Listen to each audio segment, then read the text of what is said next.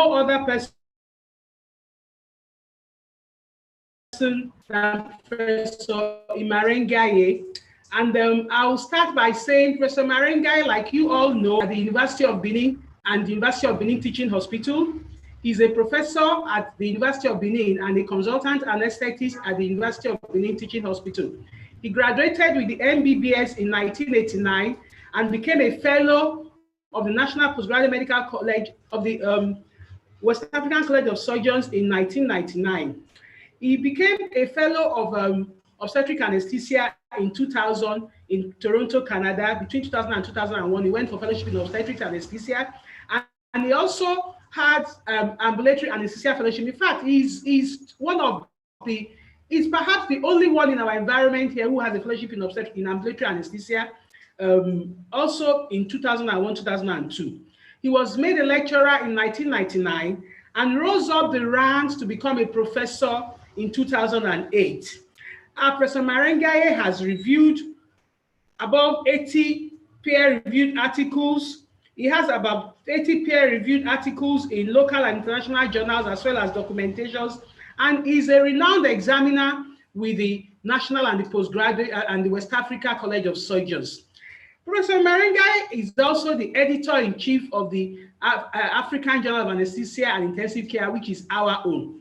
Please make welcome to the platform Professor Imarengiaye. We are privileged to have him, and he's going to deal with this subject for all of us to be better enlightened. Thank you very much. Welcome.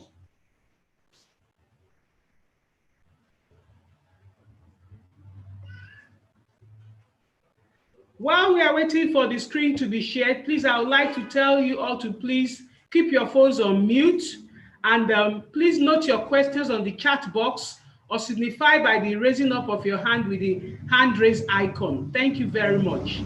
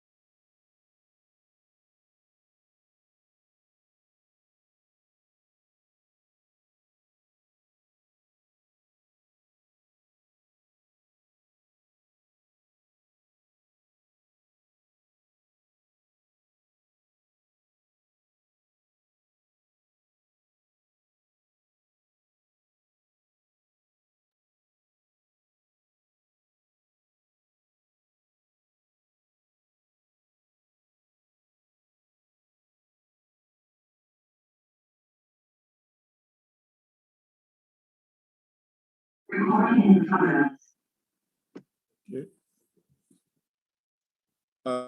My greetings from Benin City to all members of Nigeria Society of Anesthetists. Today, I'm going to provide some tips on writing a successful dissertation. I'm Charles Imarengiaye of the Department of Anesthesiology, University of Benin. Next.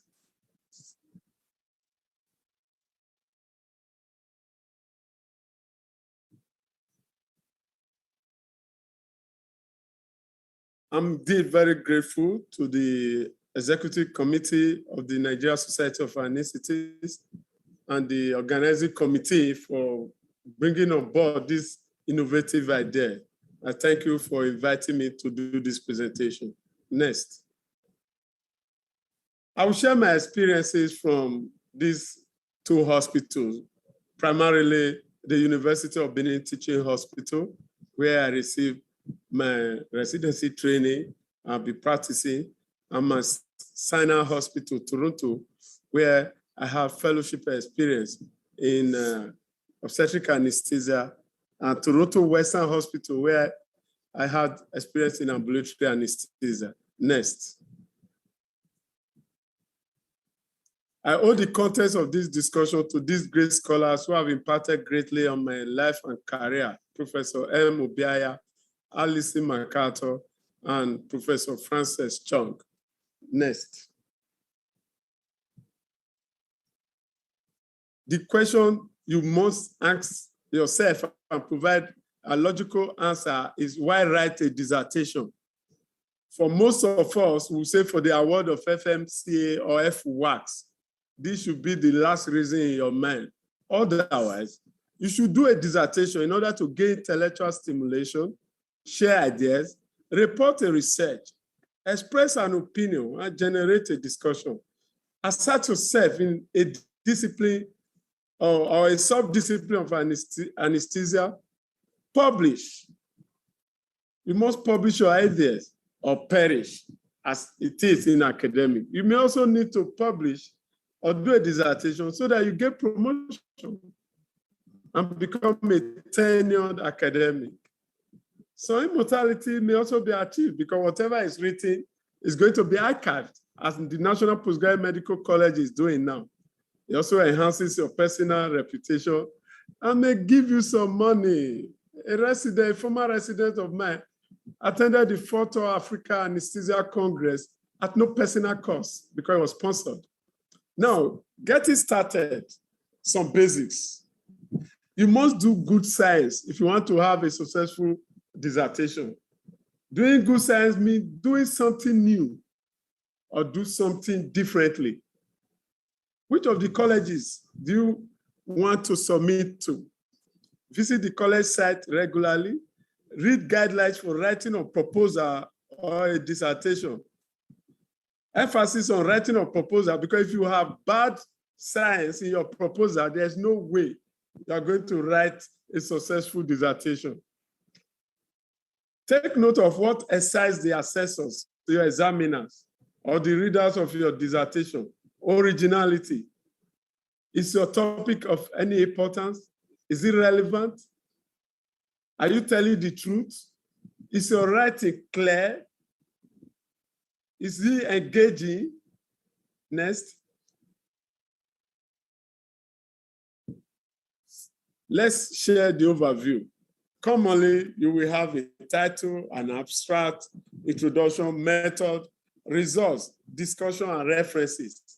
This is the pattern. Next, an overview. I'm providing this overview. I don't really know where to start it, but I'm starting it here. There are 5 compulsory sentences in the dissertation.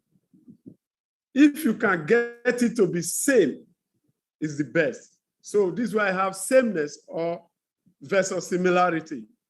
It should be as close as possible. 1, the introduction should have a research question, which is the last sentence of introduction. In the method section, you should see a sentence seeking to provide an answer to the research question. And in the results subsection, you should have a clear sentence indicating the answer to the question. And in the discussion, the first paragraph should have a sentence on the main finding, and your conclusion should be layered. We'll get to do more about this. What is the preferred style? Accuracy. Accuracy means that what you are saying is the truth. Clarity. It must be clear, because if 10 of us should read the document, we should not have 10 different meanings. Brevity enhances clarity. Therefore, use short sentences. As a guiding principle, 1 sentence, 1 meaning. Write short paragraphs. A paragraph should have TEE, a topic sentence, an example, and explanation. Avoid jargons and abbreviations. Use UK English and use active voice instead of passive speech. Avoid figure of speech. It has no place in scientific writing. Let's take it one by one. The title should be simple, attractive, accurate, and describe the content of your dissertation in a succinct way. The formula here is PICO. PICO means your title should have a population, the intervention, the comparison, and outcome. Take a look at a comparative study of two dose schemes of bupivacaine for caudal analgesia for henotomy. Here, don't be deceived, the population here is pediatric because it's only in pediatric that you do henotomy, so you can work others out. Next. Abstract. Though it's appearing very early in your document, should be the last to be written so that you don't have disjunction or fallacy between your abstract and your main work. It should provide a summary of the work, 2 to 3 sentences on purpose, background, method, results, and implications of the main finding. Introduction. Introduction is a very strong part of your document. It is the introduction that gains the readers or the assessor's goodwill. You should have an introduction that informs the reader or the assessor and wins his or her attention. Next. Introduction, strategically, you can use one of two methods, the funnel style or the inverted triangle on a tip. You move from the known to the unknown. And at the critical point in the funnel, you declare a vacuum in knowledge. A vacuum in knowledge means you should establish a reason for your research. Then the tip of that funnel is what is the relevance. Then at the tip of the funnel, the research question. Next. The known, few comments on what is known globally. Narrow your view from known to unknown gradually in the funnel shape. Declare vacuum in knowledge you intend to fill with your findings. Relevance, the research question. The introduction should not be too long, perhaps 2 pages. Then the research question should meet this criteria. It's referred to as final criteria. It should be feasible, interesting, novel, ethical, and relevant. Then the next aspect is literature review. This is where most of our candidates have problems. How you do this aspect will determine how successful the dissertation is likely to be. Literature review should take a critical look at the existing research that is significant to the proposed work. I may do some time here in order to help. Getting started means you should do a good literature search. Most of us don't have good search engines. Otherwise, you can use, if you have access to good search engines, you can use keywords, abstracts. Download the abstract, read the abstracts that you think answers your question, and search for the full text. Only full text should be used for literature review. What are the functions of the literature review? Anyway, I think we all know this. It's to justify your choice of the research question, theoretical or conceptual framework and method. Most often, we make a mistake here. We're always looking for the findings. The finding is as important as the method of achieving that finding. You may also actually look at the conceptual framework. Somebody is doing something which is on a shaky background, then it's not relevant. You also to use the literature review to establish the importance of the topic. Provide the background information to aid understanding the study. And familiarity with significant and up-to-date research.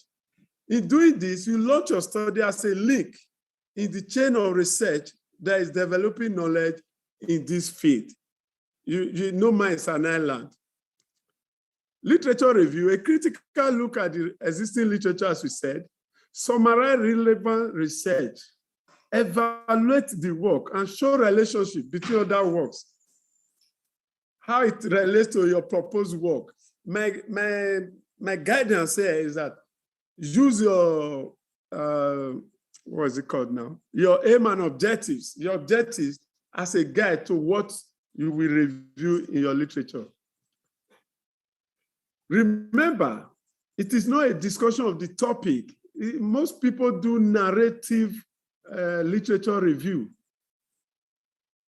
Establish the need for your research. Working theory. Read with a purpose. Read with a purpose. Which idea or information are important? That should be guided by your objective, study objective, concept, conclusion, theories, arguments. You should be able to do all this. Write with a purpose, evaluate, and show relationship. Things you should not do not use abstract to write literature review. Trying to read everything is also useless. Reading and not writing. What this means is that when you read, you summarize the points you want to highlight from that literature, because you cannot be quoting the entire paper. And you must learn to keep a bibliographic information. What that means is that at a point, you may no longer remember, you remember what you want to say, but you don't know who said it. Literature review should be written in past tense. And please, don't always write Imarengiaye et al., Adesiyan et al. Other studies demonstrated, they say variety is the spice of life. Avoid repetition. So instead of saying Imarengiaye et al. Everywhere, say Imarengiaye and other. Imarengiaye and colleagues, Imarengiaye and co-workers. When we say you must critically evaluate the literature, this is what we mean. What is critical appraisal? It's the process of assessing and interpreting evidence by systematically considering its validity, results, and relevance to an individual's work.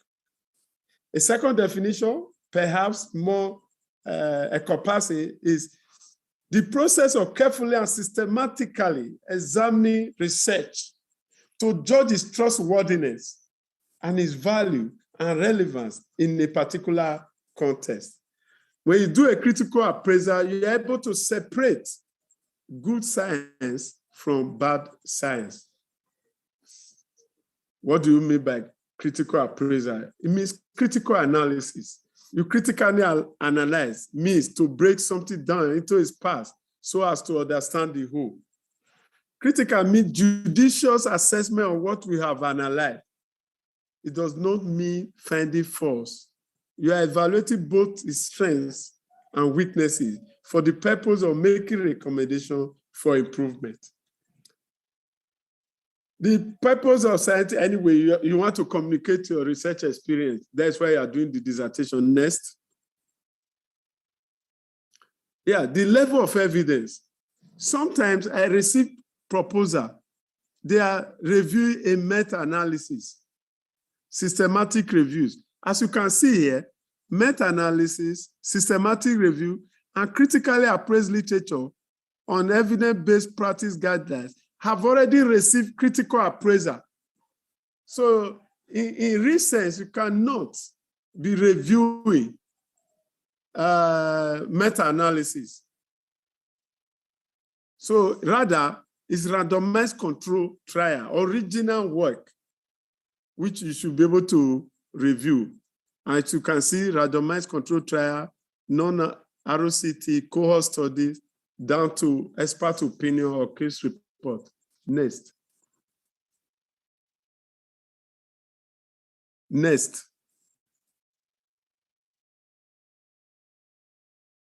Now, for the purpose of this discussion, I'm taking the first definition because of the validity, results, and relevance. We are going to tease it in this fashion. Next. Next. The validity is how the study was conducted. Will it help in distinguishing good or bad science? If the study was conducted in a way that tends to particular conclusion, regardless of the truth, it means we've introduced bias. Minimal or no bias means the high eternal validity of the study. Next. Bias, that is the systematic deviation of the results of a study from the truth because of the way it has been conducted, analyzed, or reported. A typical example here is you are doing a regional anesthesia study. When you see the ones that will give you difficulty, you say, no, I won't recruit this. In other words, you won't get the truth. What are the key sources for bias in research and dissertation? Selection bias. That is how you allocate patients to the groups. What is the cure for that? You should have a control group. Performance bias, unequal provision of care. The way you treat group A is not the way you treat group B. The best way to do that, you do randomization. Detection bias, you tend to have a particular outcome in mind, as if it's a debate, your side should win. No. To avoid this detection bias, you do blending. Then another is attrition bias. How do you handle a protocol violation and losses to follow up? To avoid this type of bias, you should do intention to treat analysis. Intention to treat analysis. I don't have much of a time, but let me just quickly talk to you about intention to treat analysis. There was a paper we reviewed in which the researchers removed any severe reaction to the drug. And at the end of the day, they concluded that only mild to moderate reactions occurred because they withdrew all those who have severe reactions. So that is a form of bias. If they had left everybody and do intention to treat analysis, that means anybody recruited will be analyzed. Then that bias will not have been there. Next. Reducing bias, like I said, control group. Because if you don't have control group, you won't know whether what you did or what you studied was a natural occurrence or what the observation was actually due to the intervention. Randomization is a chance decision of group allocation. All patients should have equal chance of being placed in a group. Intervention or control. There is a common error here. Some people say, oh, I want to study 40 per group. The 40A, 40B. The chance of picking A in that type of research is 1/80 for the first patient or first subject. But if it's only B that is left, it's 1/1. So all patients in that particular research, they are not having equal chance of being placed in a group. You can also do simple randomization, toss a coin, random numbers, blocked randomization. In other words, if you are doing spinal versus epidural, first week, whoever is eligible gets spinal. Second week, whoever is eligible gets epidural. Then you can also stratify, particularly in obstetrics, so that you don't have nulliparous more in one group than the other. Next. Blending. Prevent patient expectation from affecting outcome. Staff should also be blended because it enables the group to be treated similarly. Investigator outcomes should not be assessed differently. Okay? To treat analysis, which is analysis of group allocation, even when assigned treatment was not received. Monitor and account for dropouts and losses to follow up. Because your inability to to put the spanner may be due to part of the research factor. Next, we've done with validity. Yes, sometimes you should also look at the result you are getting. It's not enough to say Imarengiaye reported the incidence of 20%. How did they conduct their research? Type of data, categorical or continuous. You know, some people will use t-test for categorical data, or use a one-way test instead of using a two-way test. Independence and number of samples, distribution of data. Is the study sufficiently powered to reach this type of conclusion? These are things you should look at in doing critical appraisal. Next. How was the data collected anyway? For example, you are doing something on a fingerprint. You did not wear gloves to collect your data. I'm just talking in general terms. Which statistical tests were used? Are the data precise? I interacted with a candidate in about 2 exams ago. I asked a simple question. Which statistical test is used for the comparison of 3 means? The person said, using an overused t-test. So that we introduce bias into the result. Next. What to do? Now, as I was saying, how was the data collected? Which statistical tests were used? Are the data precise? Do you have any reason to query the validity of the data? How are the data presented? These are things you should be doing in critical appraisal. Next.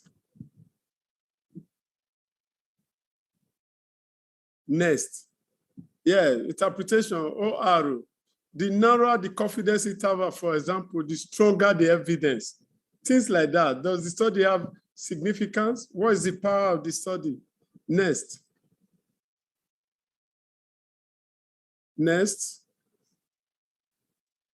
Yeah, results. Well, next.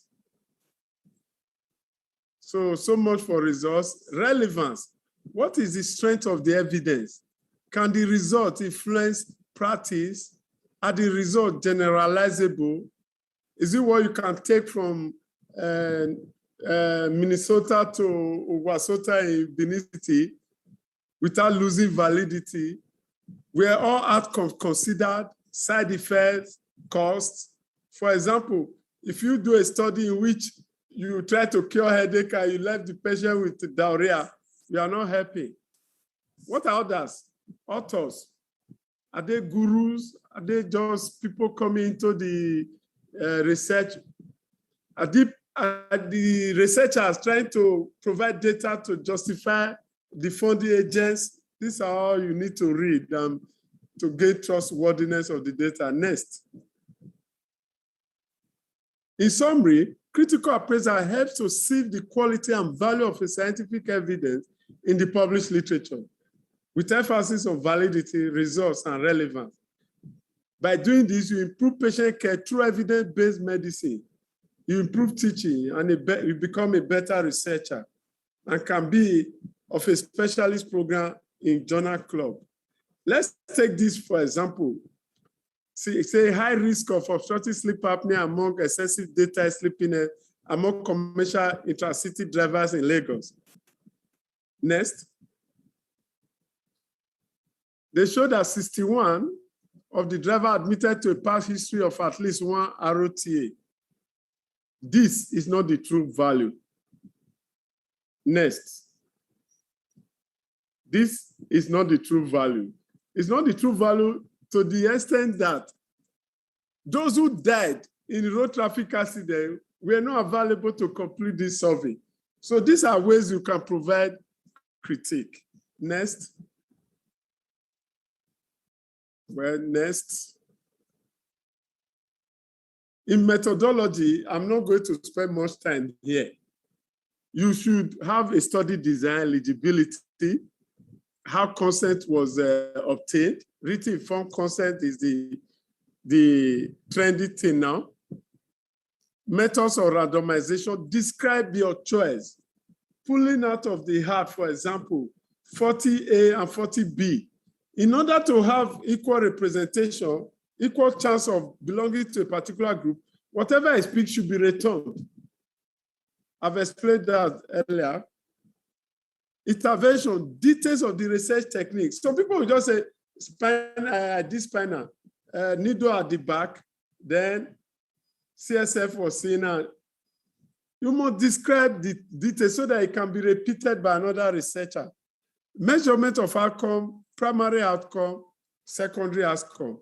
Is the primary outcome you will use for sample size estimation. If you do not do that, you are likely to have a type 2 error in your results. Next.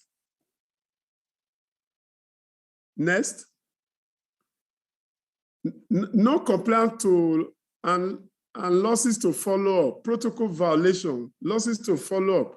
Everybody put 10% here. It's not always 10%. If your study terminates at intubation, for example, the chance of protocol violation is minimal. So you may not need up to 10%, you may use 5%. You must also accommodate the confounding variables.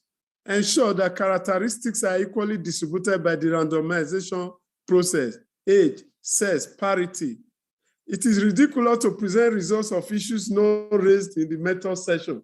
Nobody talks about age and gender. The next thing you see is table 1, social demographic characteristics. Methodology, data analysis, spreadsheet, statistical package, so that you know within the limits of your error. Be specific on the data and tests. Do not just say continuous variable will be summarized as means and tested by this. No. You should say comparison of height will be tested by this.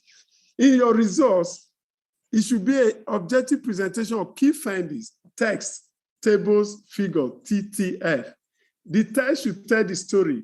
The tables give the evidence. The figure illustrates the highlights.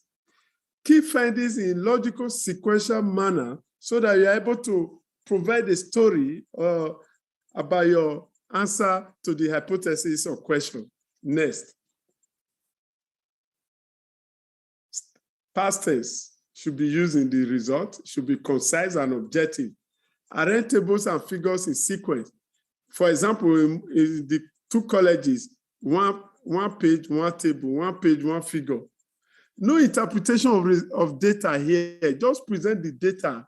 Present it. You don't even need, some people will say, in brackets, significant. No, I will know what is significant. When I see, if you say P equals 0.047, we know that one is marginally significant. Perhaps if you have larger data, it may be reasonable. Then, no, back to the previous slide, please. Table should have the legends above the table. That is the title. Figures should have legend below. Next.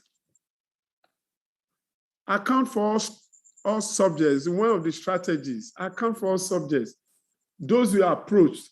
You know, some people will just bring 96 patients were evaluated. Which skill do you have that everybody you approach participated in the research? Your data may become suspicious right from that point.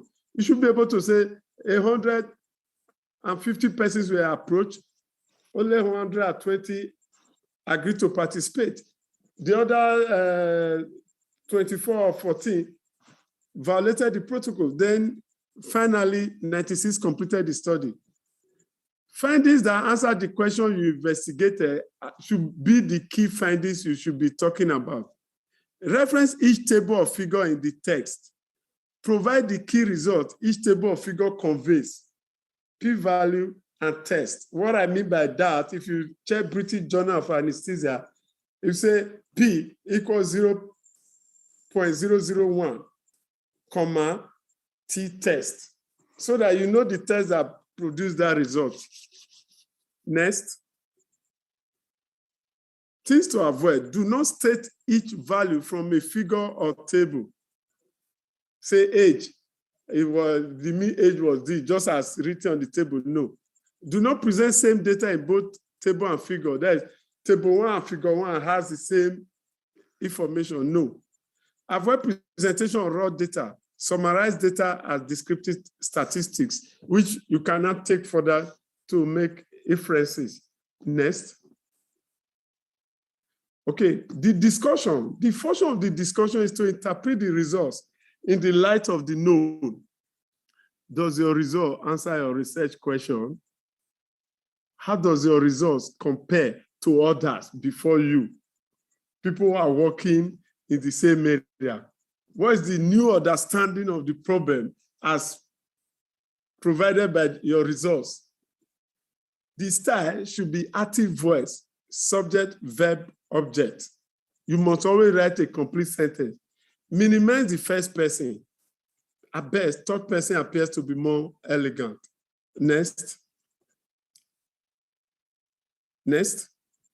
Now, approach. How do you go about it? First paragraph should declare the major findings. It's not the abstract, it's not the, state all the major findings there. Oh, this was superior to that. As evidenced by low pay scores at all timelines, decreased use of additional analgesic, this. You may not say all this were achieved without major side effect profile. Thereafter, you go on to discuss the strengths and weaknesses of the study. Strengths and weaknesses in relation to other studies, discussing particularly any differences in results. A lot of persons just say, oh, it's similar to this, similar to that. No, even if it's similar to Decision's work, why is it similar? When you use a different method, why is your methodological approach providing a similar answer to the author's own? Relay your findings to existing studies. If it agrees, state why you think it's agreeing. If it disagrees, yes, says so. If indeed we should be able to raise arguments. But what you see is, oh, this one is similar to that, all over the places. Avoid repetitions of results. Repetition of results is when you start a paragraph with a sentence that perhaps is also in result section. That's repetition of results. So learn to use topic sentence. Provide limitations to the study. It's called the Menendez Guide. The Menendez product killed their very rich parents. And the defense counsel said, we are not here to look for who killed the parents. This boy did, but the reasons for. So when you identify your limitation, you say why it's a limitation. Bring out the limitation by yourself. What variables could have improved results? Not technical difficulties you had. If you did blood gas analysis, would it have changed the view, the neonatal outcome using Apgar score? If you did cardiac output study, would it have affected the interpretation of your result using the mean arterial pressure? Could the lack of this have affected results? No matter how you do it, I haven't brought out the limitation, please state the strength or strengths of your study. Next, the conclusion should be layered. A layered conclusion means short statement on purpose, a sentence or two on method, main findings, and the implications of your results. Some people may link this with comments on practice. References use Vancouver style.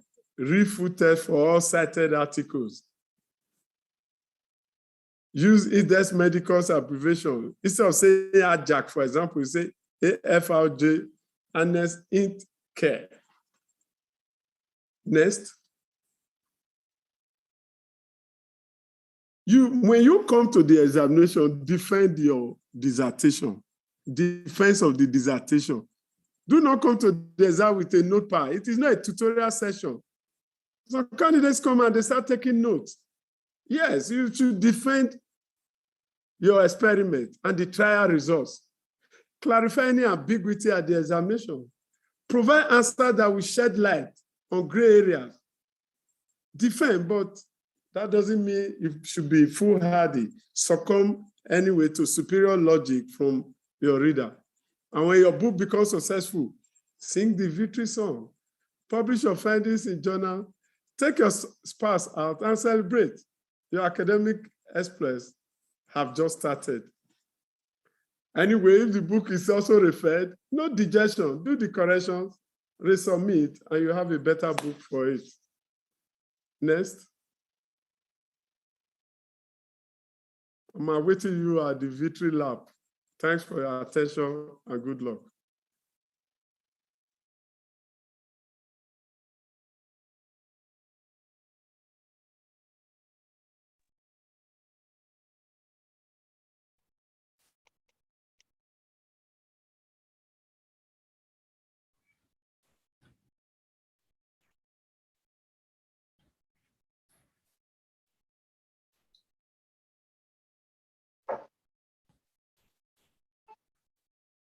Thank you very much, Prof, for that eloquent and well-delivered lecture.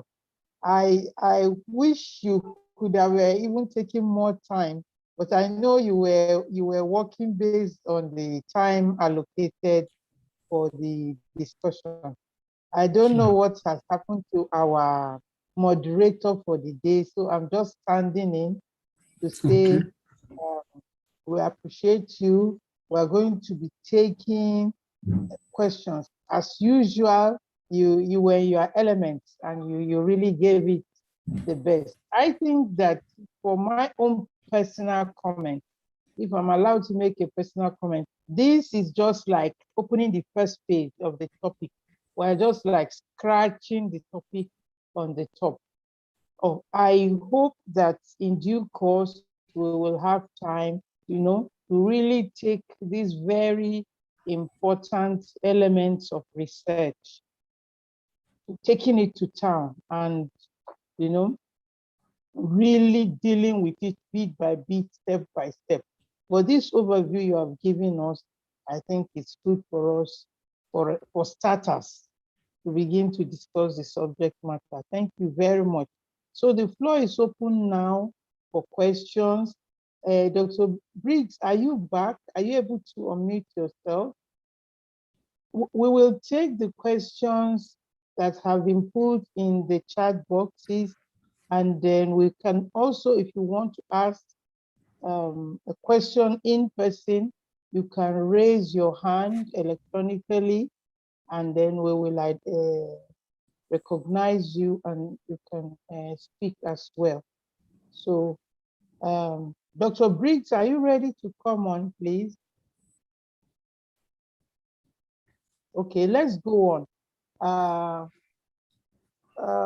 I've not seen any question. Okay, there is a question. There are questions here.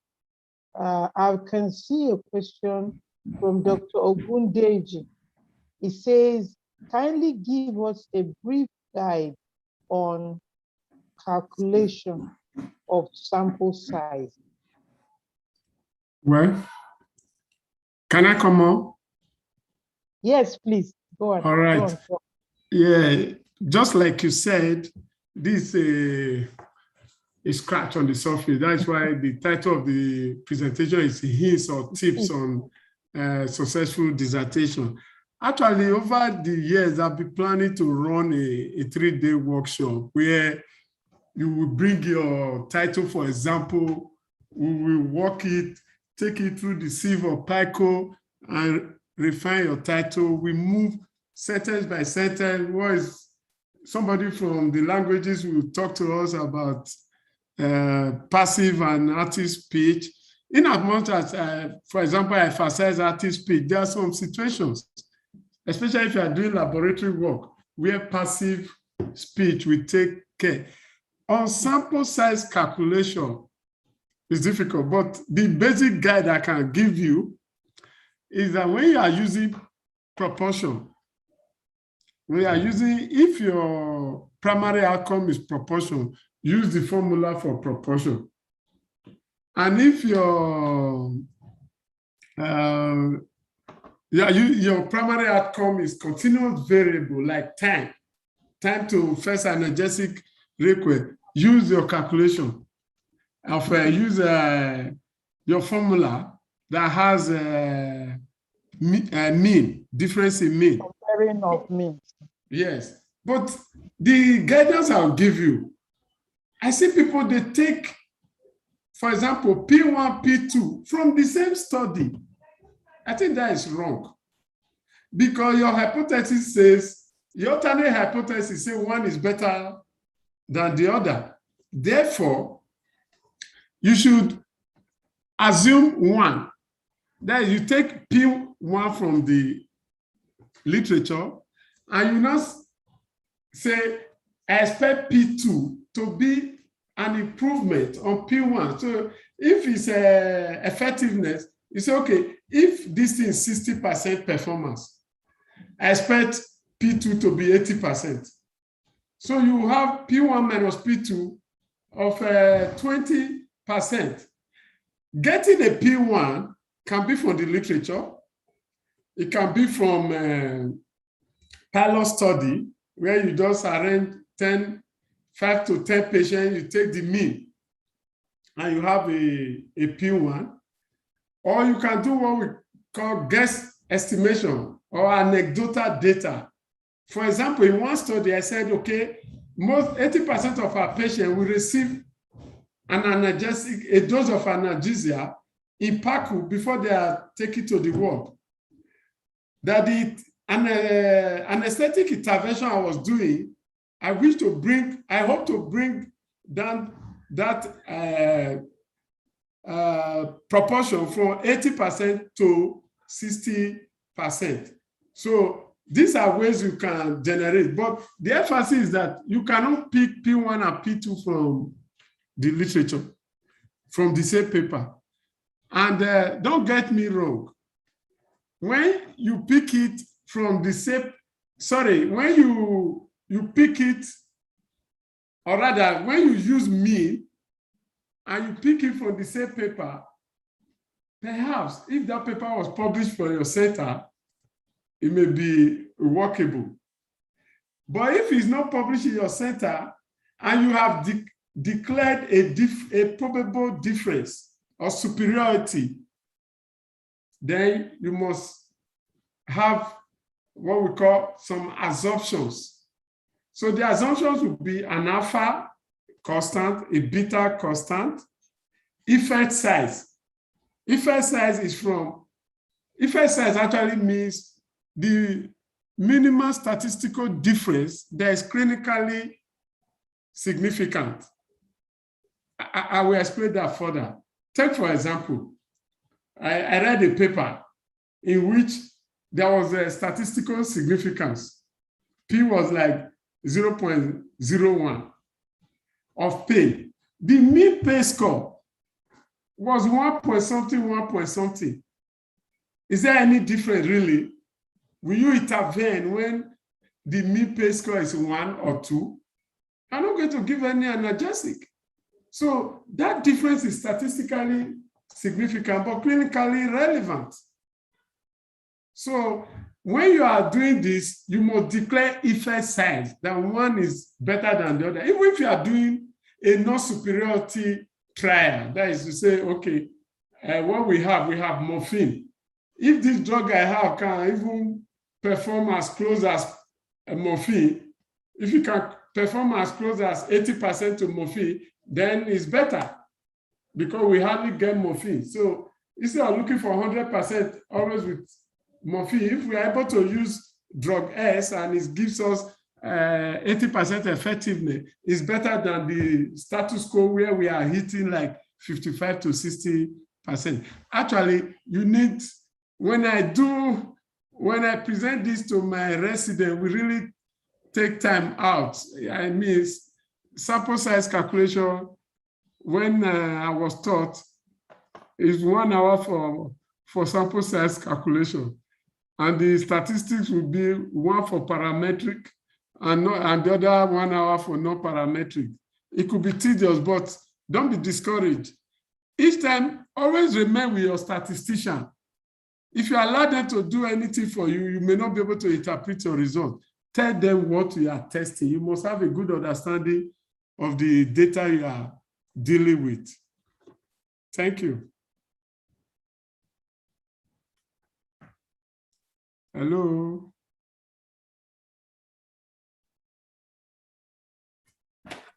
Hello, sorry, I was muted by the host. Okay. I'm going to hand over to the real moderator for the day. I think it's Dr. Briggs or Dr. Adesina. I'll hand over to them. I just stepped in when they were not coming up. Dr. Briggs, are you on board now? Hello, Dr. Briggs. Yes. Okay. The question and answer session is on. We just took the question from Dr. Gundeji. If you scroll through the chat box, you will see some other questions. So you can continue, please. Thank you very much. Thank you, my Presi, for bailing me out. Well, I must say I was to summarize, but I think we have gone beyond that level. That was a wonderful lecture Professor Imarengiaye has given us all to enlighten us on this issue of research, which is a common denominator for every one of us. And please bear with me. What I want to emphasize is his emphasis on the fact that after a successful research defense, that it's now time to go for dinner or luncheon with your loved one. So that makes me giggle. Thank you, Prof, for that. It's quite exciting to know that. So having said that, let me just go to the other questions that I can see here. Somebody is asking, what search engines could help in literature review? And then there's another person who's also asking that, can you kindly expatiate on types of errors? Okay, let's take it one at a time. The search engines, for example, we don't really have good search engines. If you're able to buy, some people are using Mendeley. I don't know how effective it is like. But if you have Medline, you can search to the list DNA in the body. You can have things like obstetric anesthesia. It will bring out everything you want to say.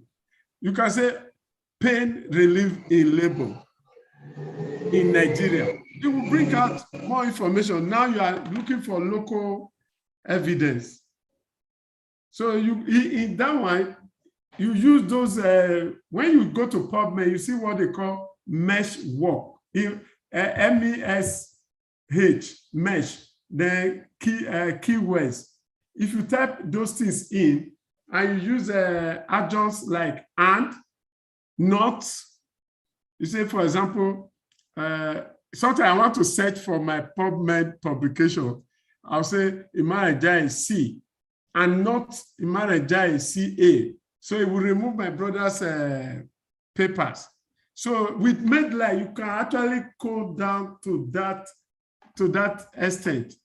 But another way you can, or that we tend to have here is PubMed.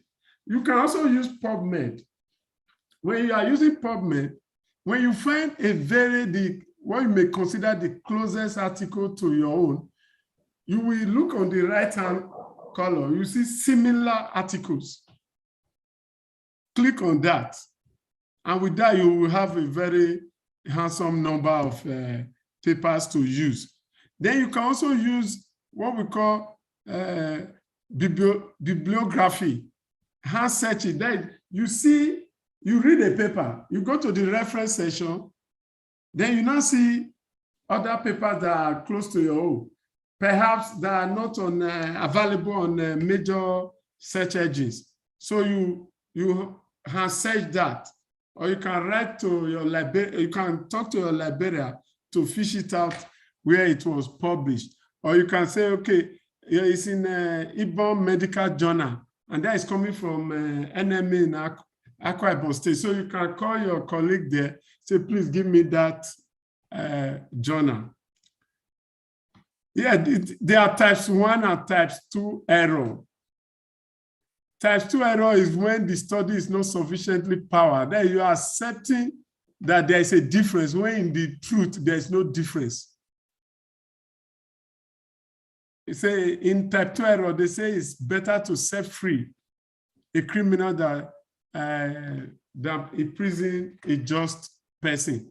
So it's terrible when you accept that there is a difference, when really there is no difference. So the bigger the number, the better for you in detecting, the more powerful you are in detecting a true difference.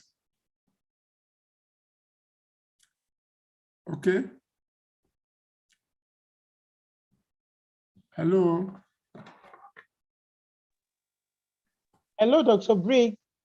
Any other question? Hello, Dr. Briggs. Are you back? I'm back. So, Dr. Right. Nwigwe is asking, Dr. Nwigwe is asking that if that you said one has to state the number of subjects approached for the study. Yes. So if my sample size is 100, must I state the number of subjects I met before reaching my sample size? Is this necessary? Yes. You see, when you do critical appraisal, we say it's trustworthiness of the data. When I meet some candidates like that, I jokingly tell them, oh, which type of soap do you use? So that I start using it too.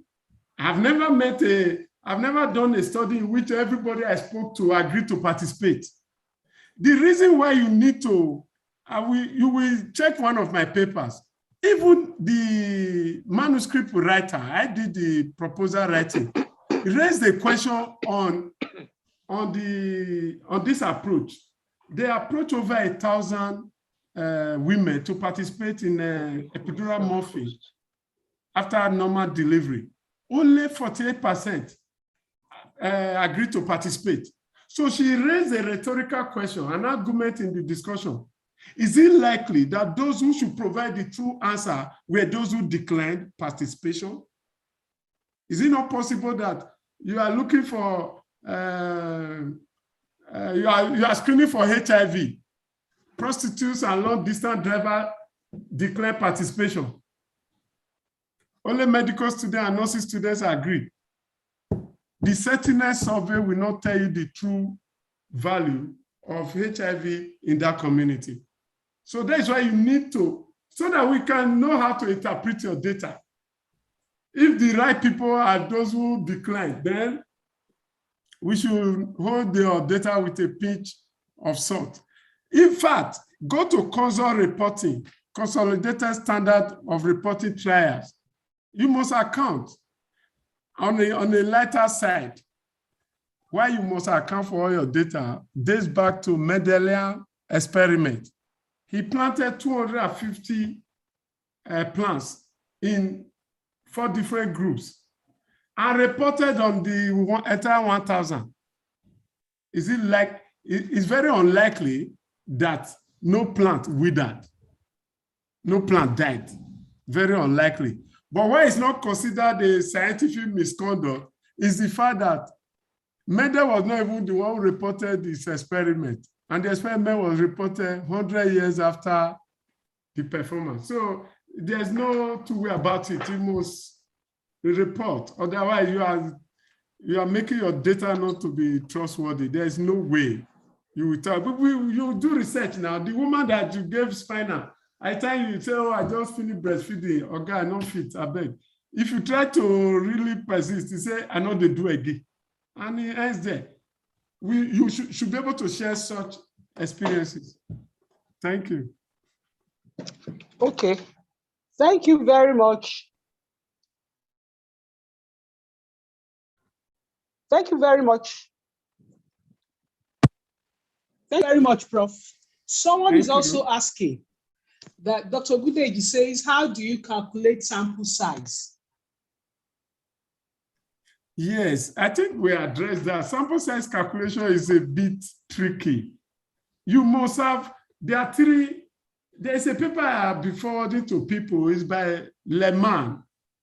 Leman is a pediatric anesthetist. He used to be with a hospital for sick kids in Toronto, but he has moved somewhere in the US. He published it around 1996. There are 4 points in sample size calculation: alpha, beta, effect size, and the sample size itself.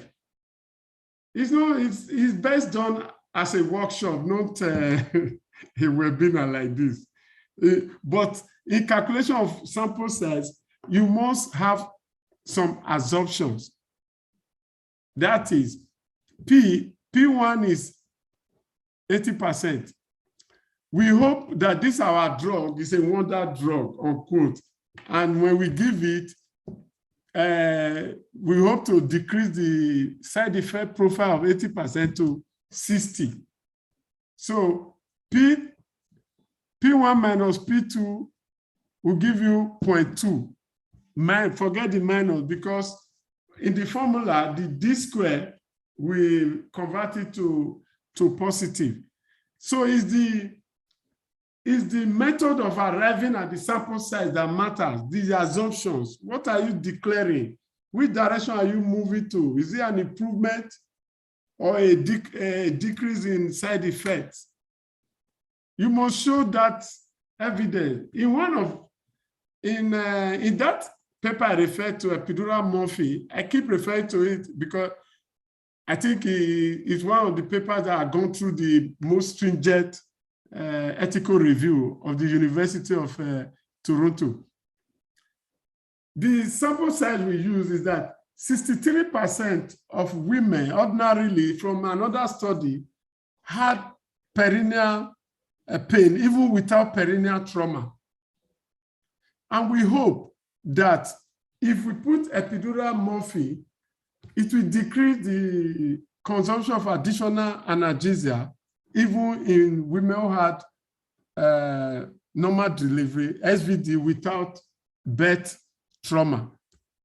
So using that 63% and the hope to reduce it to 30%, we got 214, we needed to recruit 214 women, or 107 in each group.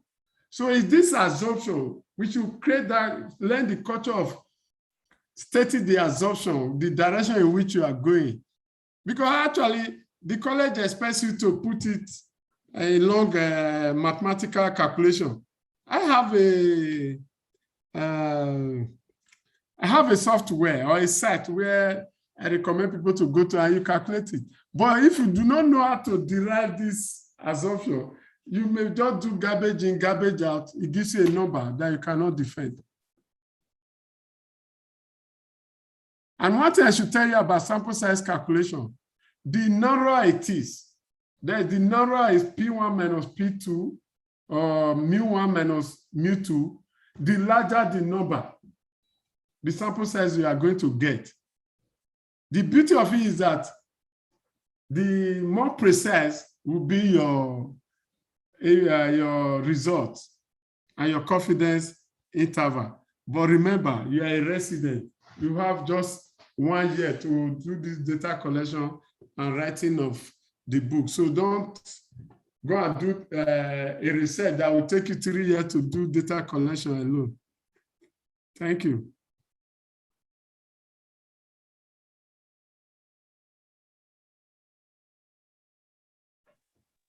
Hello.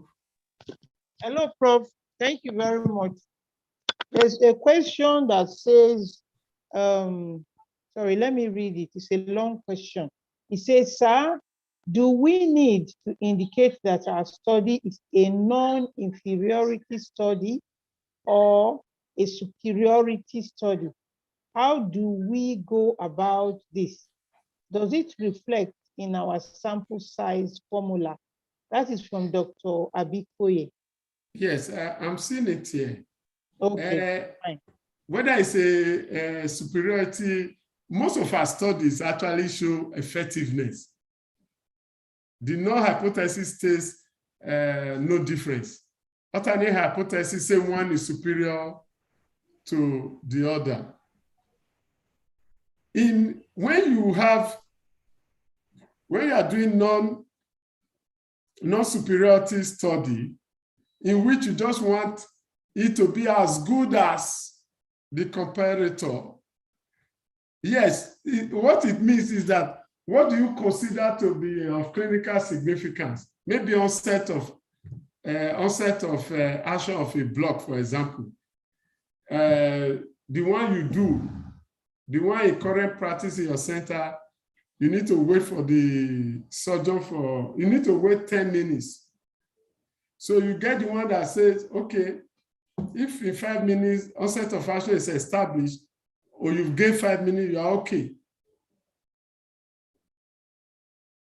So you are not really giving a timeline that this one should be, it's not like a study on pay, for example, in which group A or the standard treatment requests additional analgesia after 30 minutes. You say, no, this drug I'm introducing, I want the